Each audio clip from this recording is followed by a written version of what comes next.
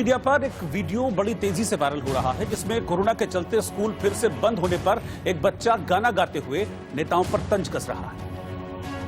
खुलते मेरा स्कूल तुम आ जाते हो कोरोना, खुलते मेरा स्कूल तुम आ जाते हो कोरोना, नेताजी की रैली में क्यों नहीं जाते हो कोरोना, नेताजी की रैली में क्यों नहीं जाते हो कोरोना, खुलते मेरा स्कूल तुम आ जाते हो कोरोना, खुलते मेरा स्कूल तुम आ जाते हो कोरोना, हमको लगता है केवल तुम डरते हो चुनाव से, हमको लगता है केवल तुम डरते हो चुनाव से, जाता हूँ स्कूल तुम भी आ जाते हो चाव से, मेरे सर जी का दिल तुम, मेरे सर जी का दिल तुम दुखाते हो कोरोना, खुलते मेरा स्कूल तुम आ जाते हो कोरोना, खुलते मेरा स्कूल तुम आ जाते हो कोरोना। पश्चिम बंगाल में चुनावी रैली करते हुए प्रधानमंत्री मोदी ने अपने अंदाज में ममता बनर्जी को संबोधित किया और ये बताया कि बंगाल के छोटे छोटे बच्चे भी उन्हें दीदी ओ दीदी कहते हुए मैसेज व्हाट्सएप पर भेज रहे हैं। इसके बाद सोशल मीडिया पर ऐसे ही वीडियो की चर्चा होने लगी।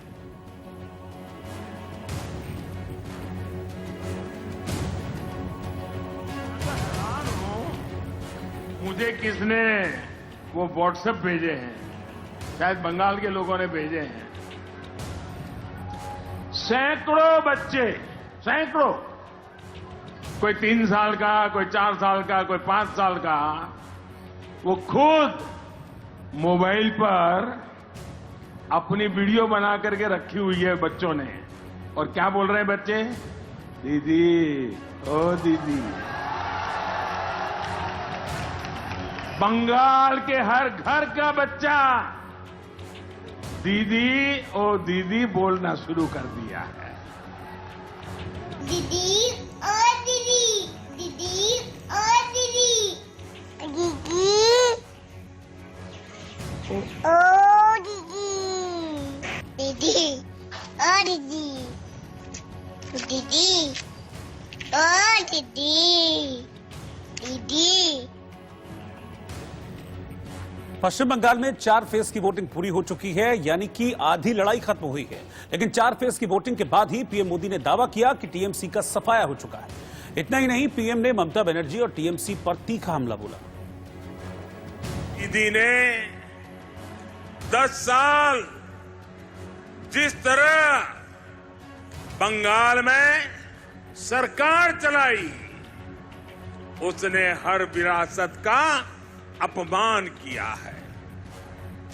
आपने राजनीतिक हितों के लिए बंगाल के लोगों की हत्या, अपने तोलाबाजों को फायदा पहुंचाने के लिए बंगाल के लोगों से लूटपाट, अपने सिंडिकेट को ताकतवर बनाने के लिए बंगाल के लोगों से विश्वासघात, दीदी के 10 साल के काम का रिपोर्ट कार्ड सिर्फ और सिर्फ यही है। खुलेआम कहा जा रहा है कि टीएमसी के लोग केंद्रीय वाहिनी का घेराव करेंगे और दीदी के बाकी समर्थक अंदर घुस के छप्पा वोट डालेंगे। चर्चा है कि कुछ बिहार में जो हुआ वो दीदी के इसी छप्पा वोट मास्टर प्लान का हिस्सा था। भाई और बहनों, श्री श्री हरिचंद ठाकुर जी की कर्मस्थली बनगांव यहां से बहुत दूर नहीं है। अभी कुछ ही दिन पहले जब मैं बांग्लादेश गया था तो ओराकांदी की पवित्र धरती को चरण स्पर्श करने का मुझे सौभाग्य मिला था। मुझे वहां मतुआ समुदाय के एक साथी मिले जिन्होंने कहा कि मैं भारत का पहला प्रधानमंत्री हूं जो ओराकांदी में श्री श्री हरिचंद ठाकुर जी का आशीर्वाद लेने पहुंचा। 10 साल आपने बंगाल के दलितों, पीड़ितों, शोषितों, वंचितों से कैसी नफरत दिखाई है, ये देश आज बराबर देख रहा है। आपने ना ही मतुआ समाज के मेरे भाई और बहनों के लिए कुछ किया और ना ही नाम शूद्र समाज के लोगों के लिए कुछ किया। आपने हमेशा उन्हें नजरअंदाज किया। आपने इन लोगों को एक प्रकार से घुसपैठियों के हवाले कर दिया। भाई और बहनों, आज पूरा बंगाल समझ चुका है कि आर्थिक उन्नयन, निवेश, शिल्प दीदी और उनके दल की प्राथमिकता कभी रही ही नहीं।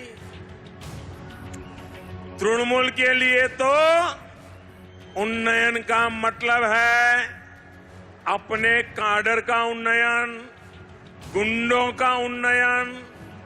तृणमूल के लिए शिल्प है माफिया, मानव तस्करी, बम बनाना, अवैध कब्जा, यहां तक कि सती माता पीठ जैसे पवित्र स्थान की जमीन तक को इन्होंने नहीं छोड़ा। महाराष्ट्र में कोरोना की बेकाबू रफ्तार के बाद वहां लॉकडाउन लगाने की अटकलें तेज हो गई हैं, लेकिन लॉकडाउन को लेकर भी सियासी घमासान कम नहीं है। धर्म संकट यह है कि एक तरफ कोरोना के तेजी से बढ़ते आंकड़े हैं तो दूसरी तरफ लॉकडाउन की वजह से आर्थिक गतिविधियों के ठप हो जाने की चिंता है। लगातार मामले महाराष्ट्र में तेजी से बढ़ते जा रहे हैं, जिसके चलते अब चिंता वहां और बढ़ गई है और माना यह जा रहा है कि आने वाले 1-2 दिन में महाराष्ट्र में पूरा लॉकडाउन लगाया जा सकता है। इस बीच कुरान शरीफ की आयतों के खिलाफ दायर याचिका खारिज कर दी गई। सुप्रीम कोर्ट ने कुरान शरीफ की आयतों के खिलाफ दायर याचिका को खारिज कर दिया है। इसके साथ ही सुप्रीम कोर्ट ने याचिकाकर्ता वसीम रिजवी पर 50,000 का जुर्माना भी लगाया है। पश्चिम बंगाल में हुगली के कुंती घाट इलाके में एक स्कूल के खिलाफ अभिभावकों ने प्रदर्शन किया। अभिभावकों ने एक निजी स्कूल पर फीस बढ़ाने का आरोप लगाया और विरोध जाहिर किया।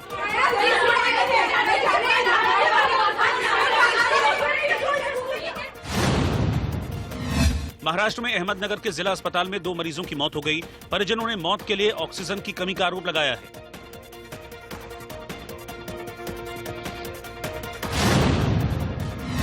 महाराष्ट्र के अमरावती में कोरोना मरीज को लेकर जा रही एक एम्बुलेंस में भयंकर आग लग गई। इसके बाद ड्राइवर ने सूझबूझ दिखाते हुए एम्बुलेंस से मरीज को सुरक्षित बाहर निकाल लिया।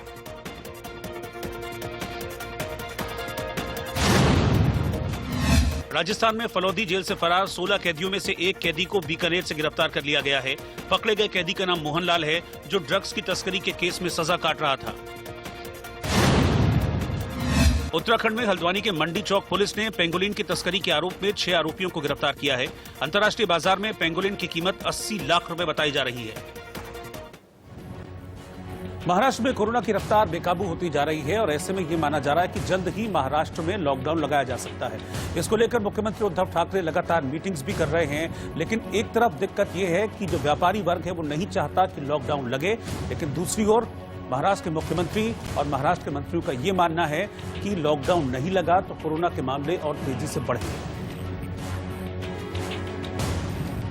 ऐसे में उद्धव ठाकरे सरकार के लिए लॉकडाउन का फैसला लेना कतई आसान नहीं है। मुख्यमंत्री ने कोविड-19 टास्क फोर्स के साथ लंबी बैठक की, लेकिन लॉकडाउन को लेकर फैसला नहीं हुआ, क्योंकि माना जा रहा है कि महाविकास आघाड़ी सरकार में ही इसे लेकर मतभेद है। महाविकास आघाड़ी सरकार उसमें कई मतभेद देखा जा रहा है। कांग्रेस या फिर एनसीपी या फिर शिवसेना में शिवसेना चाहे लॉकडाउन लेंगे, लेकिन आप लोग एनसीपी चाहे लॉकडाउन ना लेंगे। देखिए, कांग्रेस हो, एनसीपी हो, सेना हो, सबका मत ये है कि कोरोना बढ़ना नहीं चाहिए, प्लस व्यापारी मरना नहीं चाहिए। व्यापारी का जो आर्थिक परिस्थिति है बहुत ज्यादा खराब हो गई है, उसको किस तरीके से संभालें, उन सब की सारी बातों को सोच के समझ के ही इसके ऊपर निर्णय लिया जाएगा। बताया जा रहा है कि कांग्रेस और एनसीपी लॉकडाउन लगाकर कारोबारियों की नाराजगी मोल नहीं लेना चाहते और कोशिश है कि ऐसा फैसला लिया भी जाए तो सभी को भरोसे में लेकर। कि हम अचानक आए और लोगों के सामने कहें कि भैया कल से लॉकडाउन है, ऐसा महाविकास आघाड़ी कभी करेगी नहीं। हम सारे लोगों को साथ में लेंगे, सारे विरोधियों को साथ में लेंगे, सारे व्यापारियों को साथ में लेंगे,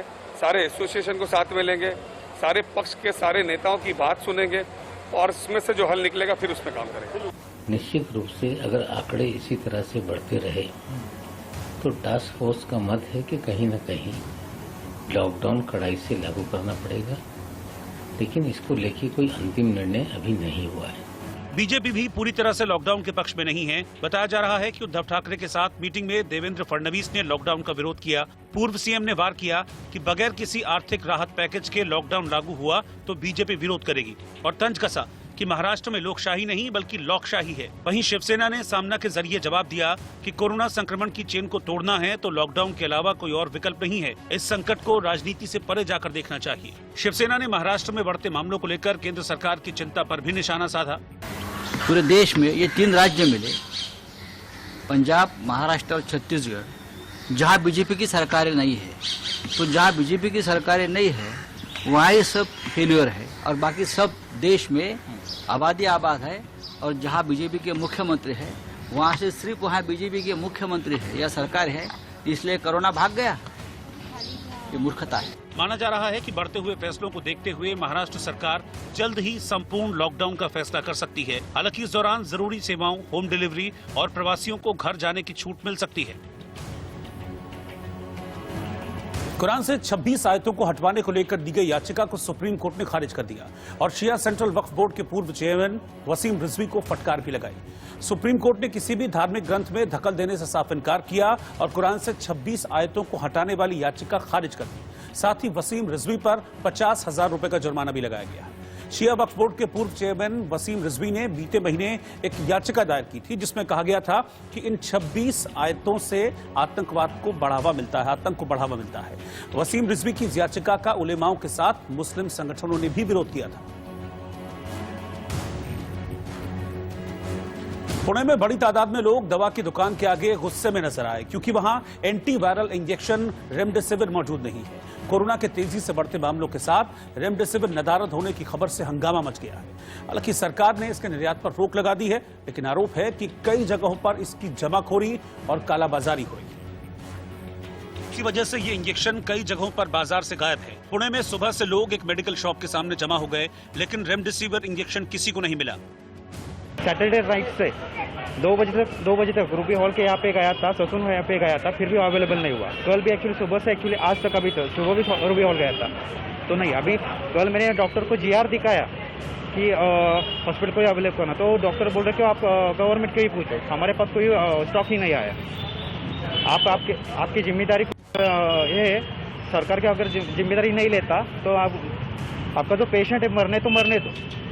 तो डॉक्टर को एक्चुअली रिस्पॉन्सिबल दे रहे या गवर्नमेंट को? सोलापुर में एडमिट किया हुआ है उसको, सोलापुर में तक ये इंजेक्शन अवेलेबल नहीं है। उसने यहाँ पे कल रात से मुझे 12 बजे से फ़ोन किया है। डॉक्टर वहाँ पे बोल रहे कि हमारे पास भी नहीं है, ना सोलापुर में अवेलेबल ना बाहर अवेलेबल है। यहाँ पे जा रहे हैं, यहाँ पे सुबह गाड़ी खाने में 6 बजे से हम लोग यहाँ पे बैठे हुए हैं। गाड़ी खाने वाले साथ में एक भी लोगों ने हमको बोला नहीं है कि यहाँ पे अवेलेबिलिटी नहीं है। हम सुबह 6 बजे से वहाँ पे लाइन में रुके हुए हैं। वहाँ पे रुकने के बाद 10 बजे अभी आके वो अधिकारी आता है, उनका कोई तो अधिकारी है, वो आके बोलता है यहाँ पे इंजेक्शन नहीं है। हालांकि स्टॉक है और उनका एक बंदा है जो वहाँ का प्यून है, वो सेपरेट किसी का फोन आया, उसको सेपरेट लेके जा रहा है अंदर और अंदर बात कर रहा है। अब क्या कर रहे हैं क्या नहीं कर रहे वो हमको कुछ पता नहीं चल रहा है सर। और आंख कान खोल के मैं आज के लिए फिलहाल इतना ही। बाकी की खबरों के लिए आप लगातार बने रहिए इंडिया न्यूज के साथ।